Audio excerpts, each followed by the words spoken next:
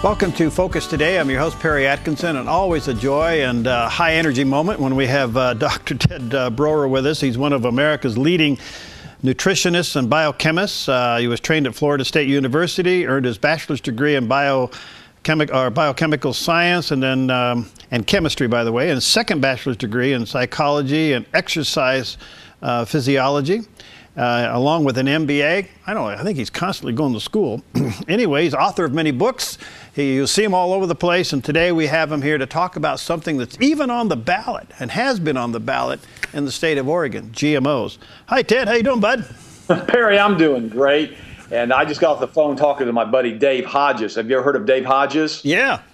He's got a show called The Common Sense Show, and last night he did a big expose on what was going on with jade helm around the United States. I know you in Oregon are being affected up there by jade helm, and we're down here in Florida being affected by it, and Texas is being affected. And so it's kind of interesting what's going on with that, but it seems like all these things are happening at once, including with the GMOs. But if you guys get a chance, go to his website, Dave Hodges. You can look him up under that, or The Common Sense Show with Dave Hodges. Either one of those are a good way to get in touch with him, or listen to the archives of last night. Okay. But no, we've got a major problem with GMOs in the United States. And the biggest deal we have with those is that they literally change human DNA when you ingest GMO foods. I don't know why that's going on, what's happening with all of that, but it's actually forcing problems in our DNA, which can be passed on to the next generation and to the next generation, including sterility. Now, I realize the globalists have said that we have too many people on the planet, and quite frankly, I kind of agree with that in some cases. We have a lot of people running around, but they basically have decided they're going to do a massive sterilization project on us as far as getting us to stop reproducing as many people, which I guess that's what they chose to do. And so they're giving us GMOs, which have all kinds of side effects, including sterilization. Within the second or third generation of mice that have been given GMO foods exclusively to eat, they simply can't reproduce anymore, Perry. And the sad part about this is that they know it does this. The research has shown that. And now we're having all the states like Oregon now trying to do ballot initiatives, trying to force GMOs to be listed on the label of foods, but we have this big blowback from the petrochemical industry and from Monsanto saying we don't want you to list the GMO foods because they realize literally thousands and thousands of foods right now, especially a lot of restaurant foods and places where you eat out, are using GMO foods. Not because they want to, it's because it's the only thing that's available. And even Whole Foods last year, when they were confronted with basically having GMO foods in their quote organic product lines, they said, oh, by the way, by 2020, we're going to go ahead and have everything listed properly on the labels on what is organic and what's GMO. A lot of the countries in Europe now are banning GMO foods, but we're trying to force all that through with Monsanto, which is one of the most powerful, largest corporations in the world. Remember, they're also the company that brings us aspartame, which is a NutraSweet equal. It's been linked to brain tumors, brain cancer, seizures, headaches, optic nerve degradation. In addition to that, it releases dopamine in the brain through a special aspartate receptor in the ganglion, and actually is a very, very addictive product for a lot of people. It's almost as if it was designed to be a brain entrainment molecule when you drink diet sodas. I have people that I know that have gone through diet soda withdrawal who've had hallucinations, hot sweats. They've been in bed for days, almost like opiate withdrawal because of what it does as far as the receptors and the release of dopamine in the brain cells. So, wow. This is the same company that brought us Agent Orange, and all the mess that happened with the Vietnam War and all the poison we did to our troops there. Now they're telling us that GMOs are safe, but their own research shows that if you give a mouse GMOs exclusively within a few generations, they can't reproduce. And within 90 days, if you give a mice straight GMO corn, they start having cancerous tumors all over their body. So yes, I want Oregon to lead the charge on this and do some type of ballot initiative, and hopefully we'll have an actual legitimate election, and we won't be using the Diebold election machines to sway the course of events that are going on again. And I want everybody to realize what's going on with the GMOs, what's going on with the aspartame. We've covered the top 10 foods never to eat multiple times. I want everybody to wake up with what's going on with jade helm and why that's okay as far as with posse comitatus, why it's okay to deploy United States troops on United States soil and take away states' rights. I don't understand how Colorado was able to, quote unquote, say they didn't want to participate in jade helm, and why the other southern states haven't done so either, unless it had something to do with the signing of the Civil War declarations and Reconstruction after the Civil War, in which a lot of the states lost some of their rights when they became part of the Union again, which most people don't realize. There's a really good book you can read. I didn't write the book, but it's called The South Was Right. I repeat that, The South Was Right. and it talks about what happened with the 14th Amendment and a lot of things that have happened that has made us basically have a loss of rights after the Civil War. Now remember, my parents are from Germany, right? My dad was born in Iowa. His parents were from Germany. They came over in the 1800s. My mom, she immigrated from Germany in 1952. She went through the entire World War II over there. I'm 60 years old this year, so it's one of those things like I haven't been around. I may look young, but I've been around for a while. And what's interesting about this is that, you know, my mom, when she saw what happened with 9/11, she started crying. She was in the nursing home at the time back in 2001. And she told me, she said it to me in German. We always spoke German together. She said, "Ich habe das schon alle gesehen," which means I've already seen all of this. And I said, "What do you mean by that, Mom?" She goes, "Ted, you don't understand what's fixing to happen. First came the burning of the Reichsstadt in 1933. Then came the Enabling Act with Hitler. And then with the Enabling Act came the loss of our rights, and Hitler made himself dictator and became Führer. And we lost our right to even vote. And then we got dragged into World War II because the majority of Germans didn't want that mess to happen, but it happened anyhow because he legally did it by maneuvering what he did as far as going into power." And see, this is what happens, Perry, as we descend into tyranny in the United States. We end up with GMO foods that we don't want. We end up with forced inoculations that we don't want. I mean, they're taking away a lot of exemptions in a lot of states, including Oregon, as far as giving people exemptions for religious freedom, et cetera, as far as immunizations on their children. We know that we've had a huge increase in autism rates in the last 25, 30 years. We know that. A lot of people think it's linked to GMO. A lot of people think it's linked to glyphosate, back to Monsanto again with Roundup. A lot of them think it may be the overusing of mercury and the overusing of aluminum in immunizations. There's a lot of different factors which are probably causing this problem that we're having with the aspartame and with the GMOs and with the glyphosate and with all these different things that are causing increased risks of autism in kids. But we need to know as consumers what we can and can't do and what we're eating. I kind of know I want to know what we're eating, Barry. I want to know if the food that I'm eating has stuff spliced into it from other species. The Bible forbids the commingling of seeds like this. And if you read in the book of Genesis, it goes back talking about the Nephilim in Genesis chapter 6 and how all of these things were happening back then, and the whole world became evil and corrupted, and the DNA was damaged. And Noah was chosen because he had pure DNA as far as going on the ark, and he refers back to the book of Enoch. Well, Noah doesn't, but other books refer back to the book of Enoch. And the book of Enoch was in the Bible until like the 4th century, when they had the councils get together, you know, with the Bible and siding with the Catholic Church on what was going to be in the Bible, not in the Bible. And the book of Enoch is still in the Ethiopian Bible. Now, I don't consider it to be, you know, apocryphal text as far as something that we can't change or complete Word of God, but it goes into detail what happened with the fallen angels, what happened with the commingling of seed, how all of this stuff happened. It's kind of like an open-up chapter of Genesis chapter 6 when there were giants in the land in those days, the Nephilim. And so it's kind of interesting when you start going into the biblical aspect of all of this and start looking at it. The first time I was told about this stuff, I thought these people were completely insane, that I wasn't going to read all that stuff because I wasn't going to be involved in talking about any of this stuff. But then the more I started reading about it, and then finally Jesus said, "As it was in the days of Noah, so shall it be with my return." You know, that's a pretty important statement for Jesus to make in the New Testament. And now we have to look at, well, let's find out how it really was in the days of Noah. And in the days of Noah, it was pretty bad. And every thought, everything was evil all of the time. So we have to realize these GMOs, this aspartame, this glyphosate, this Jade Helm mess, the banking problems, what happened in 2008, what happened in 2011, we Christians have to get our heads out of the sand. A few weeks ago, I was talking. How much time we got left? Because I want to get this. We got about a minute. Go for it. And a friend of mine, we talked about. He said to me, he said, "Well, I'm going to give the 67 immunizations to my children, and if my children come down with autism, that was God's divine will for their life." In other words, he was talking about providentialism and God allows all of this stuff to happen because it's His will. And I told him, I said, "No, that's how Christians skate around being responsible." I said, "It's not God's will for your children to suffer." I said, "Now, if you choose to do that, you know, He knew it was going to happen, but it wasn't His will." But go to healthmasters.com, or bodybyted.com to get my latest book, to sign up for my newsletter if this kind of stuff interests you. If it doesn't, oh well, but that's what we talk about. We talk about all the latest breaking technology on how to stay healthy and how to talk as fast as I do. Healthmasters.com. One quick question. Can you answer it in 30 seconds? Any connection with GMO and cancer? Oh, absolutely. Oh, God, are you kidding me? Of course there is. You can't put poison in your body and not have it affect your DNA. I mean, this is awful what's happening with generational children. Children are now being born with cancer. And so much of it is the food that's being given to that mother prenatally and while she's pregnant. I mean, we can't eat junk food and not expect to have sick children. So yes, there's a direct correlation with GMO and cancer. It's been proven in the animals, repeated over and over and over, especially in the mice population, which is basically an indication that it's in the mammalian population. So I personally believe they're directly linked to cancer, yes. You're an inspiration. Thanks, buddy. You got to answer the phone. Healthmasters.com. Thanks, pal. See you next time. Thanks so much, Barry. Bye-bye. I'll see you later. All right, healthmasters.com. We'll be right back. Hi, I'm Paulina, and I work at theDove TV. Did you know that when you support theDove TV, you have a profound impact, not only in our community, but around the world?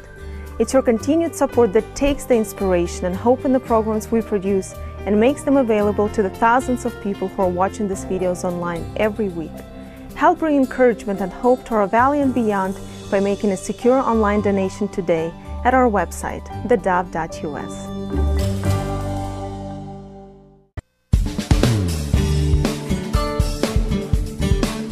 Well, welcome back. Earlier, Paulina had a chance to talk to Kathy Vobora. She's the author of the autobiography of Journey into Darkness, and talks about her experience of smuggling Bibles. Let's join Kathy and Paulina now. Well, last time I went back to my homeland, Russia, there were churches being built everywhere. People were going to services, reading their Bibles, studying scriptures, believing in God, and really living the Bible. Well, but 40 years ago, and 30 years ago, and even 20 years ago, that wasn't the case. And today I'm joined in the studio by Kathy Vobora, who is someone that witnessed that Soviet Russia firsthand. She went there in the 70s, and now she has a book out, autobiography called Journey into Darkness. Welcome, Kathy. Thank you for being with us today. And I want to start by reading a paragraph that I saw on Amazon on your book page. She passes a border barrier for a hostile environment and answers questions from an abrupt guard speaking in another language. Inside her traveling partner's car is hidden Christian literature. Her name is Kathy Vobora, and she is a Bible smuggler. So I want to start this conversation by asking you, how do you become a Bible smuggler? I mean, did you grow up thinking about this? I did not. Actually, it was a series of miracles that would take a long time to go over, but I'll try to be brief. Mm-hmm. I was living in San Francisco at the time. A pastor friend of mine visited Eastern Europe and Russia, and he actually smuggled Bibles into Czechoslovakia, which only happens to be my father's birth country. That is why my name is Vobora, Czech name. And he came back with his story. Kathy, I met Stefan, the director of a small group in Austria. They smuggle Bibles into Eastern Europe and Russia. He'd love for you to work for them. How about coming? And so in shock and awe, I said yes. And 4 months later, he called me in January of '75, actually. And in June of '75, I headed for Europe. So what was it like, Russia, Eastern Europe back then? Russia, Eastern Europe reminded me of America perhaps 100 years ago with the horse and the wagon. And very picturesque, totally different world, which I enjoyed tremendously. Obviously vastly different from my home country of America. And so as a Bible smuggler, I guess that was your main purpose to be there, right? Yes. Can you explain to us the process of that? How did you guys do it? Who was there? How did you went through security, if there was any? Certainly. What we did is we went, my partner and I, a young Dutch woman from Holland, she and I were partners, and we went in as tourists. We obtained, of course, passports from our home countries, America and Holland, and then we always obtained a visa for the country we would be entering at that point in time. And we dressed like any tourist would, you know, two young women in their 20s at that point in time. And when we came to the border, one particular border guard asked us, actually, he said, well, are you smuggling anything in? And we just smiled and said no. And we thought to ourselves, well, how could two young women be dangerous? How could two young women be a threat? And so God protected us. Even in our saying no, He protected us, and we proceeded into the country. Another time, once again, Czechoslovakia being very dear to my heart, we were on the border, in the border offices, and we were facing 5 guards seated at 5 tables in a semicircle. The first guard at the first table opened my passport. He saw my name, Vobora. He recognized it, and he instantly changed from cold and threatening to warm and inviting. He said, "Welcome to our country," with a big smile on his face. And I stood up very proudly and as courageously as I could, and I said, "My father was born in Czechoslovakia." Once you got into the country, whether it was Czechoslovakia, Russia, or any other ones, what happened then? How did you actually deliver the Bible to people? Did you look for those people, or did you already know some circles of people that were, hungry for the Word of God? We had actually been given names by our director in Austria, whom he had contacted in months or years previous, once again by secret, protected means. And so we had names with us of contacts and how many Bibles we were to deliver and addresses and such. And we always carried a map with us. And once again, outwardly, we just looked like normal tourists. And you just gave Bibles? There were no Bible studies? Your job was to give the Bibles? Bibles and Christian books. Okay. People loved books by Billy Graham, especially. They knew Billy Graham. In Eastern Europe and Russia, they knew Billy Graham, and they loved his books. Were you scared? Oh yes, we're human. We were scared. The border that intimidated me the greatest was East Germany. A lot of Americans know about Checkpoint Charlie in East Germany. And yes, and the Berlin Wall, of course. And yes, we did go through Checkpoint Charlie. The border guard asked us, "Are you carrying any guns, ammunition, or weapons?" Just flat out, just directly asked us that question. And we were 2 young women, not men. So that took me back a little bit. But once again, we got safely through that border. Did you, one there, did you ever encounter any confrontation? Did you ever get in trouble, jail, anything? Yes, we did go through confrontation with the KGB in Russia. We did. And that story is described in detail in my book. I hesitate a bit to go into detail on that in my interview because I want people to read the book. Okay, then we won't go there. We'll leave it for. Did you ever? So when you were there and you met with people, real people, and somehow you dealt with the language and you were able to talk to them, did you see that their faith perhaps was different than of people here who did not have persecution? Yes, absolutely. There was before I ever went to do this, one of my heart cries was, "Lord, I want to meet people whose lives are on the line and who will not give up their faith no matter what."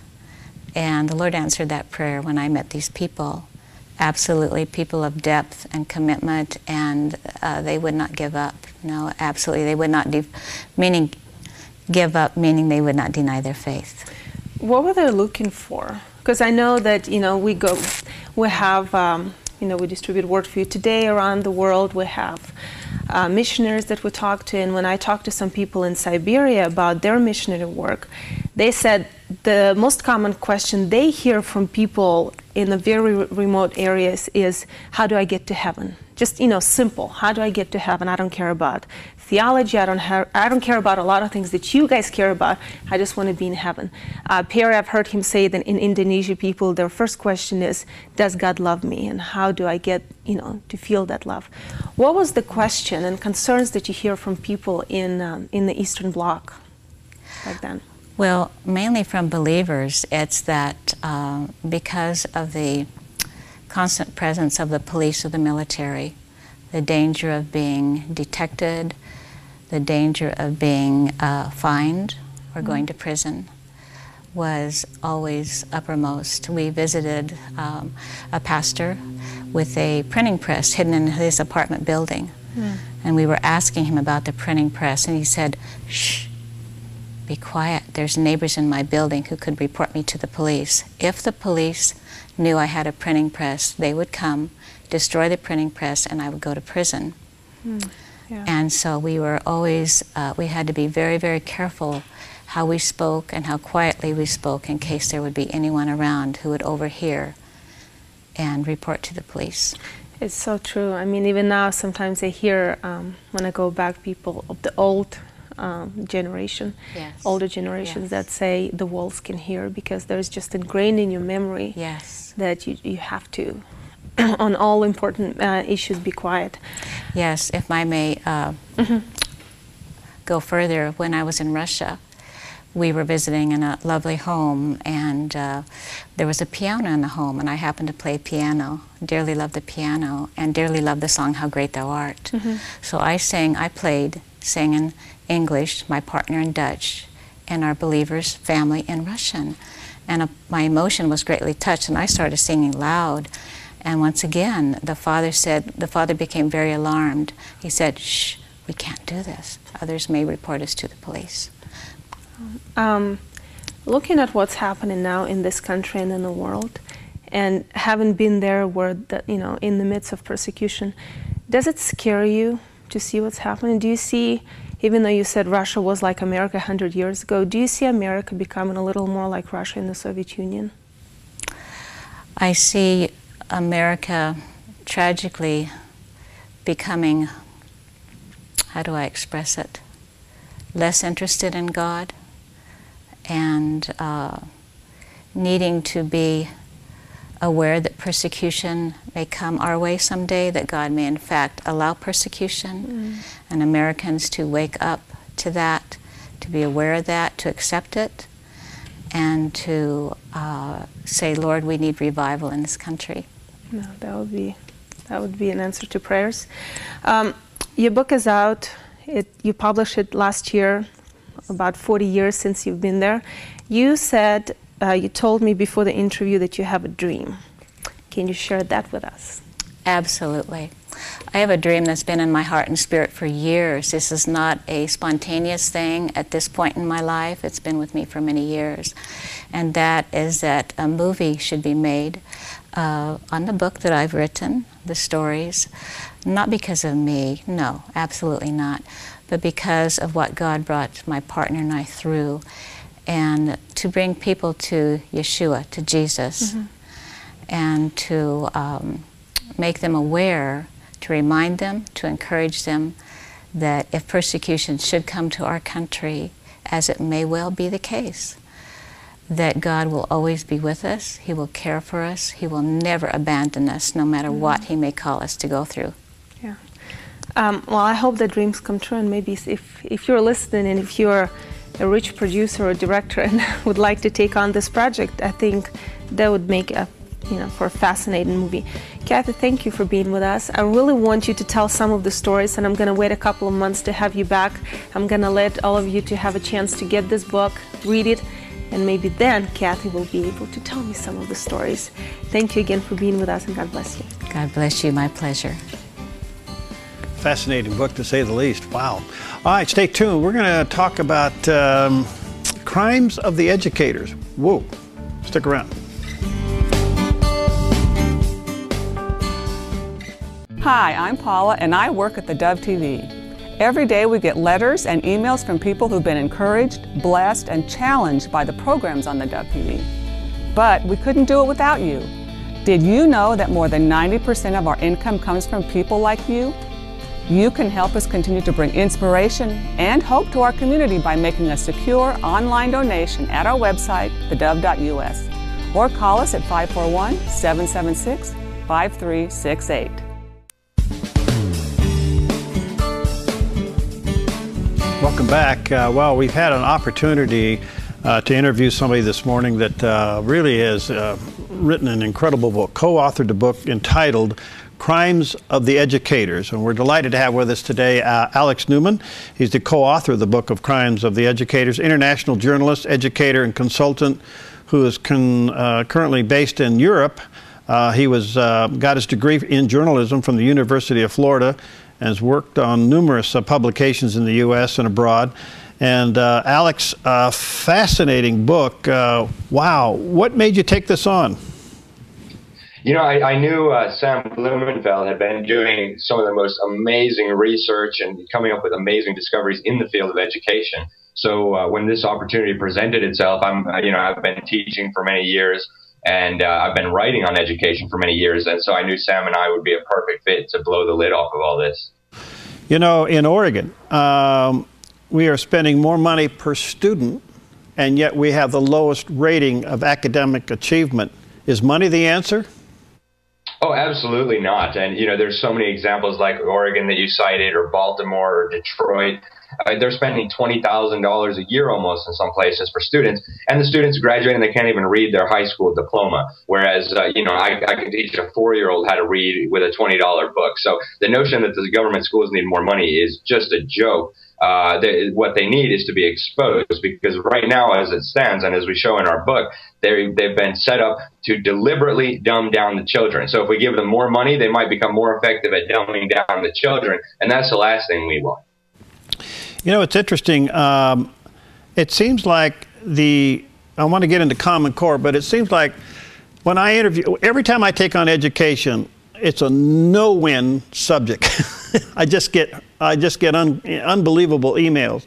I believe that there are some good intended administrators and teachers, but they are held back by the system or the agenda or the union.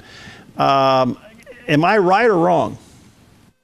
Oh, there's no question about it. Actually, one of the things that Sam and I argue is that teachers, for the most part, are just as much victims of this scheme as the students are. Teachers who go into teaching, they do so because they want to educate the kids. They love kids. They want to make a difference in the world. No teacher goes into education to dumb down children. Yet they go through these teachers' colleges that are controlled by these utopians and radicals, and they come away thinking that, hey, you need to teach kids how to read using the whole word method. Now, this is quackery. It's been known to be quackery since the 1830s, 1840s when it was developed, and yet they teach the teachers in every teaching college across this country, for the most part, that's how you teach kids to read. Now, that is just total nonsense. We have a phonetic alphabet, so you need to teach kids to read using phonetics. This is just obvious basic logic, but, there'll be a million people out there with a teaching degree that say, no, that's not what I learned in my teaching class. Well, and then you wonder why your students can't read. So this is very deliberate. And, again, we make the point that the teachers are being victimized here as well. They didn't sign up to dumb down students, but that's what they're being conscripted into doing. All right. So you're suggesting here that there is an agenda that even a good, well-meaning teacher can't fight. Absolutely, there's an agenda, and we start back with John Dewey, and he was very clear about his agenda. He was one of the original signers of the Humanist Manifesto. The first point in the Humanist Manifesto is a direct contradiction of the first words in the Bible. The Bible says in the beginning, God created. The Humanist Manifesto says we believe the universe is self-existing and was not created.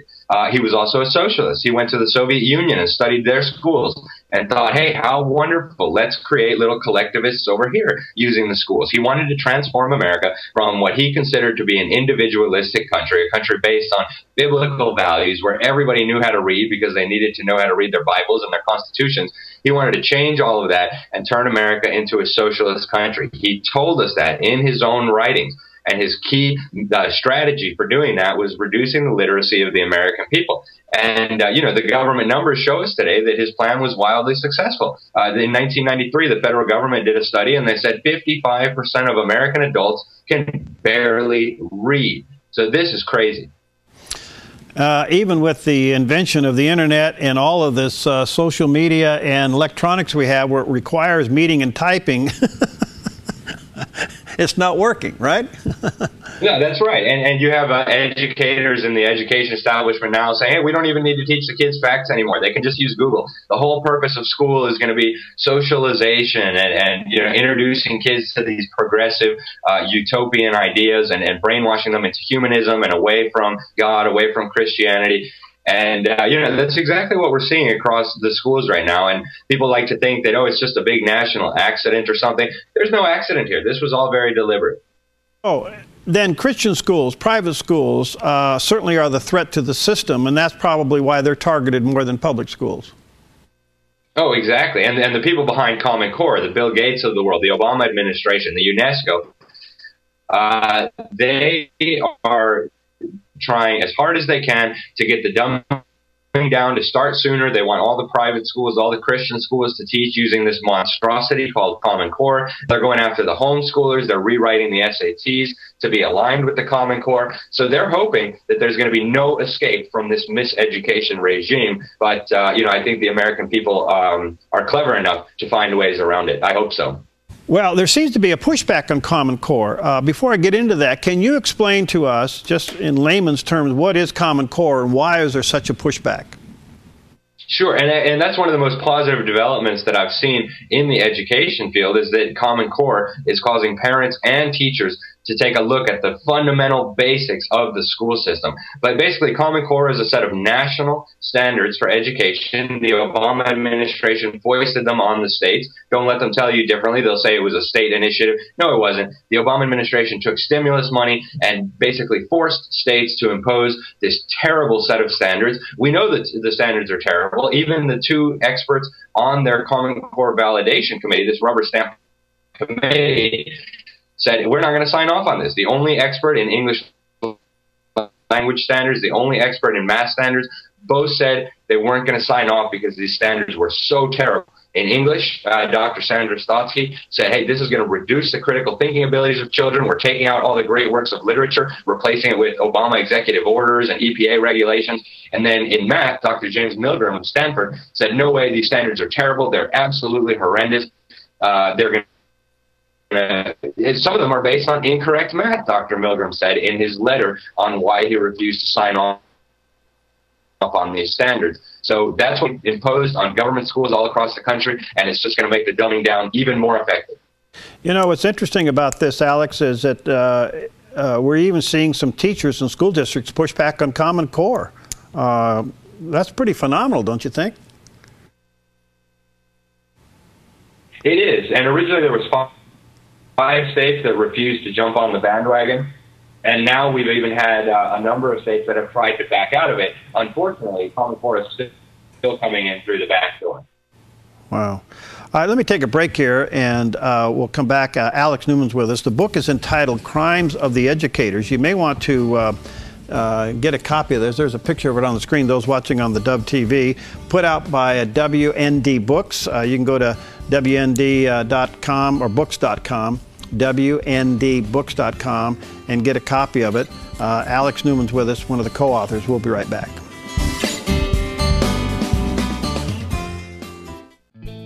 Hi, I'm Daniel and I work at the Dove TV. You know, compared to Portland, Seattle, and LA, Medford might be considered a small market, but at the Dove, we're excited about the opportunity to make a big impact right here in our community.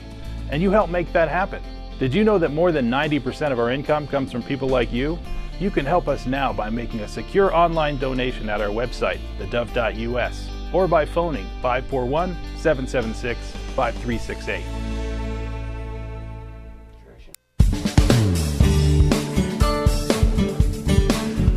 Okay, we're back, and our special guest today is Alex Newman. He's one of the co-authors of an incredible book called Crimes of the Educators. Look, here's a picture of it on the screen. Those watching on Dove TV, you can go to WNDbooks.com and get yourself a copy of it. Look for it on Amazon, Barnes & Noble as well, but it's put out by WNDbooks.com. This book is very comprehensive on this whole education issue. And what I appreciate the fact is that not only are the students being victimized, but a lot of well-meaning teachers and administrators are being victimized as well. And they points it out in the book. So I would encourage you, if you're interested in this whole subject, this is a tremendous resource, and they have really done their homework. Alex, what's so interesting about all of this is that one of the things, whether it's Common Core earlier on where we had in education, there was a decision going to be made early on in a student's life whether or not they were going to go towards some kind of a career school or higher education. Somebody else was going to determine that. That's now being replaced with Common Core. But what's so interesting to me is that there is a socialization going on with this curriculum, and what is blatantly missing is history. There's no history here. There's no history of the country. There's no history of anything here. Is that part of the agenda? Absolutely. And if you look in schools now, they're not teaching proper civics anymore. They're not teaching history. When they do teach anything, supposedly about science. They're just really preaching their own religion, telling the kids that, they came from slime and their life has no value. There is no right and wrong, that science rejects the existence of God. And so this is the kind of nonsense that they're filling the children's heads with. And, this Common Core is absolutely going to solidify this in place across almost the entire country. And, the agenda is ultimately very, very sinister for where they want to go with all this. Why would they not want kids to read? Why would they not want kids to know the history of this country? When you answer those questions, you'll understand where all this is going. All right. What's the role of UNESCO in all of this? UNESCO has really been crucial in the education reform agenda. Now, I can give you a few examples. Arne Duncan calls UNESCO his global partner in the cradle-to-career education reform agenda. So UNESCO is the UN educational, scientific, and cultural organization, and they have this grandiose utopian vision of having the whole world learn from the same set of standards. They developed the World Core Curriculum many years ago. This was developed by Robert Mueller, an Undersecretary of the United Nations. He was a self-declared disciple of Alice Bailey. She was the founder of the Lucifer Publishing Company. And so this man who developed these standards, he viewed the UN and the UN's role in education as kind of a way to evolve humanity toward this wonderful global humanist utopian society. And UNESCO is still led by an actual communist, Irina Bokova from Bulgaria. Her dad was the chief propagandist for the Communist Party over there when they were murdering and terrorizing and persecuting and torturing Christians. The last meeting of UNESCO was chaired by a Chinese communist, probably the biggest persecutor of Christians in the world. And they have an agenda to standardize education all around the world. They're boasting about this agenda. And Arne Duncan is boasting that he's working with them on this agenda. Arne Duncan told them he's using the schools now to turn your children into green global citizens. Now, I don't know about you guys, but I don't send my kids to school to become green global citizens. I send them there to learn how to read and how to write and some basic history and math. But that's not what they're doing in the schools, unfortunately, and UNESCO plays a big part in this. It seems to me, Alex, that there is a growing clash coming within the system itself, within education itself. Those who are certainly in favor of UNESCO playing its role and Common Core and the mirroring of that kind of philosophy as it relates to educating our children, and those who want to get back to the basics of reading, writing, and arithmetic. So do you sense a war going on within the system of those who want to stick more traditional and those who want to be more progressive? There are, for example, a lot of teachers out there who realize that all of this quackery is harming the children. I've spoken with many of them, and some of them, unfortunately, have felt that they need to resign because there's just no longer any option for them to try to avoid this harm. There are some good people within the system who don't agree with all of this. But, at the upper levels, Bill Gates, for example, has poured billions of dollars of his own money into developing Common Core, into promoting Common Core, into getting it into every school district in this country. UNESCO also signed an agreement with Bill Gates in 2004 to further this global education agenda. So at the upper levels, they're all working together for the purpose of standardizing education around the world, and not in a good way. They're promoting the teaching of the whole word method worldwide, even with languages that are phonetic languages. They're promoting sex education for 5-year-olds. This is pornographic sex education for kindergarten kids. They're promoting all kinds of nonsense like this. And, the only encouraging thing I can see out of this is that people are starting to take a look now. People are upset about Common Core. There's alliances that, transcend partisan politics and all this. The teachers' unions are now upset. And so that is, I think, an encouraging development. And I hope as people become educated about what's going on in the schools that, we'll have a chance at fixing this. It seems to me, with all due respect, that the teachers' union and the retirement pay for teachers, PERS we call it, is the glue that holds it together. Even though there may be a division within education, at the end of the day, they surrender to the union and to the PERS. That's exactly right. And unfortunately, a lot of the education unions are controlled by extremists and radicals. And Sam Blumenfeld, Dr. Blumenfeld, my co-author, he actually wrote a book exposing the National Education Association. So the upper levels of the teachers' unions, which have also been bought off by Bill Gates, they've been receiving Gates money to promote Common Core. they are a big part of the problem. And any serious effort at restoring legitimate education in this country is going to have to take a look at these unions and address what's going on there. All right. So, Alex, what do we do? What does a parent do? How do we fix this? I mean, it almost seems to be too big to fight.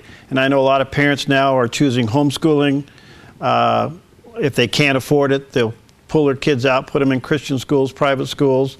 But not everybody can do that. Yeah, what I always tell people is if you can get your kids out of the government schools, do that. If you can't, make sure you're monitoring what they're being taught so that you can counteract the propaganda. Make sure you teach them how to read using phonics, because modern science shows you're actually causing actual brain damage when you teach kids to read using this quack, whole word, look, say method. We have all the studies in the book to document that. So first of all, get your kids out of the government schools if you can. Second of all, we need to expose the education establishment for what they're doing. This isn't a national accident. As soon as people get over the realization that this isn't an accident, this was deliberate, then we can start to address the problems. We need to get rid of the Federal Department of Education. It's unconstitutional. We've only had it for 30 or so years, and all it's done is further destroy education. We need to get rid of Common Core, and we need to restore legitimate education in this country. But in the meantime, again, if you can, try to get your kids out of the government schools. All right, so if you educate your kids outside of the government schools, and it comes time for them to go to higher education, and they change the SAT testing, can our kids make it? Can they go on?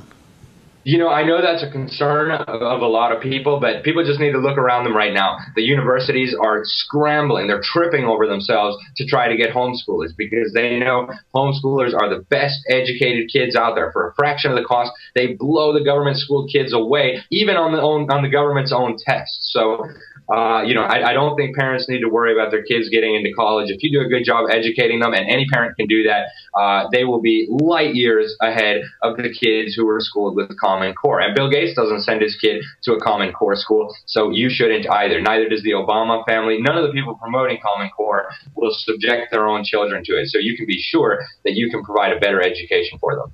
All right, so what can you tell parents who get past all of that and get their kids into college, which is a whole nother level of propaganda? It's true, actually, unfortunately. So many good Christian kids are going to college and they're coming out Marxist, they're coming out, rejecting the faith. And so that's a big problem. But I think homeschooled parents and homeschooled students have an advantage in that they've had, many, many years of exposure to the truth. They have an understanding of the truth. And so their faith is strong, their faith is firm. And, if you can, I would say send them to a Christian college. Send them to a college that's not going to try to indoctrinate them. But what you said is absolutely a big concern. The universities have been, many of them, seized by radicals. You're in Europe. Is this happening in Europe at the level it's happening here? It's happening all over the world, unfortunately, and it goes right back to UNESCO. They just put out a report 2 weeks ago bragging that when they first launched their Education for All initiative, where they're going to decide how to adjust the values and the beliefs of your children, they went from 3 countries having national standards and a national testing regime to more than 100. So this is a global effort. Make no mistake, this isn't happening in isolation here in the United States. It's going on around the whole world, and there's a very specific agenda, and they tell you what the agenda is. So that's why we use primary source documents. All the information is there. All right, the book is entitled Crimes of the Educators, and let me encourage you to check it out. It's put out by WND Books. You can go to WNDbooks.com or look for it, Barnes & Noble, or online at Amazon. Do you have a website, Alex? Just tell people to go to superstore.wnd.com, and there you'll be able to get the book. And I write for a whole bunch of publications, including WND. So if someone wants to read my writing on another subject, they can just use a search engine. Wow. Thank you. So where do you see this going? Well, it seems to be on a fast track. It appears to me that public education is now on a collision course with Common Core. If you got states opting out, you got a problem.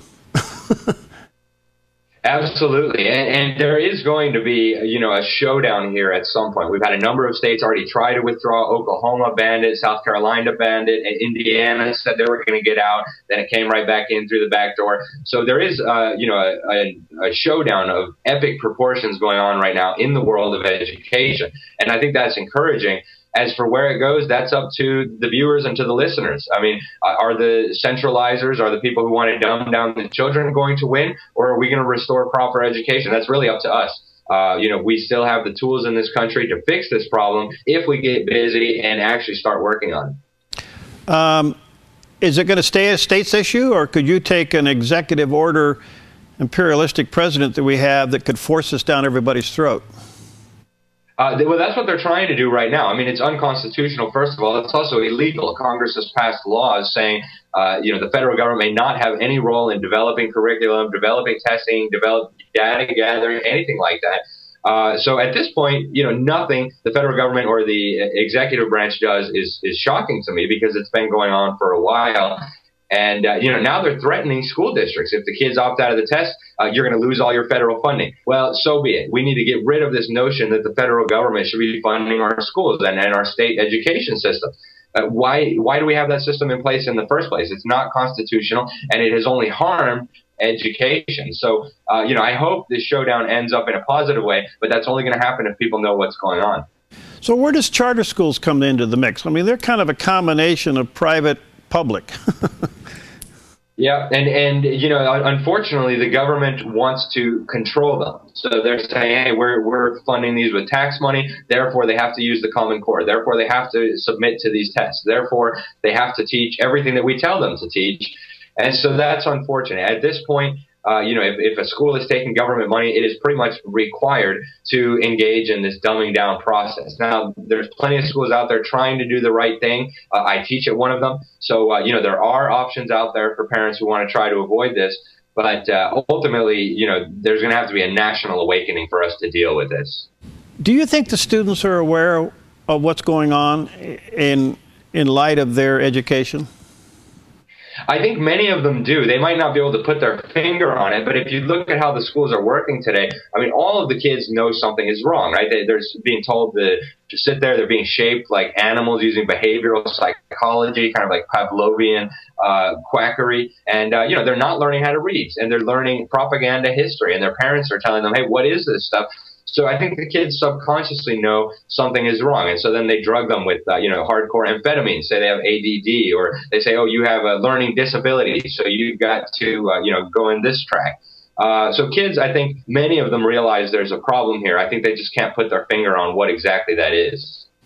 There seems to be an increase in sex education and a neutralization of gender identity. Is that part of the agenda? No question about it. One of the things I did for this book was look at the UNESCO's training guides for sex education. And they say by the time kids are 5, they need to learn about, I'm not going to mention the words, but they need to learn about this stuff. By the time they're 12, they need to know how to make effective arguments for why abortion needs to be legal.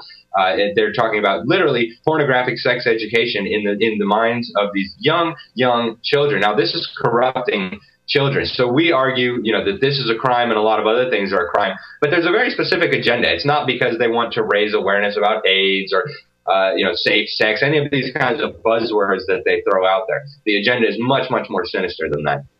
What surprises me is how many parents support all of this. I think that probably is an indication of the breakdown of the culture and the family unit. But I am surprised how many parents just don't care.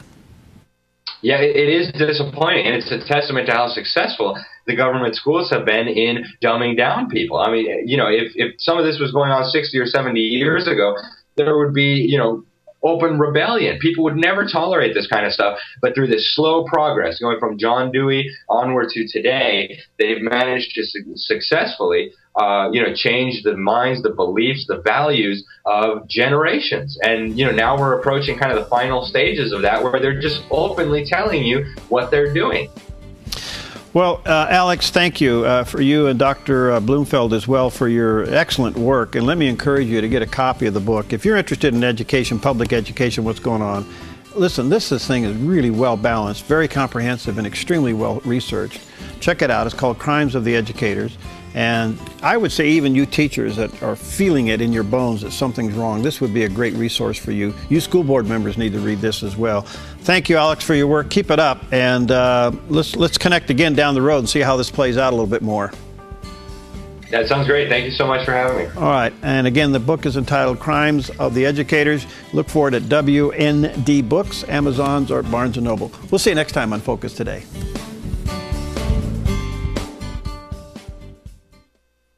Hi, I'm Jim, and I work at theDove TV. Every weekday between 6 and 8 a.m., our award-winning news and sports team bring you the best morning show around. It's live, it's honest, and it's a whole lot of fun. And you help make it happen. Did you know that more than 90% of our income comes from people like you? You can help us continue to air local programs that share your voice by making a secure online donation at our website, thedove.us.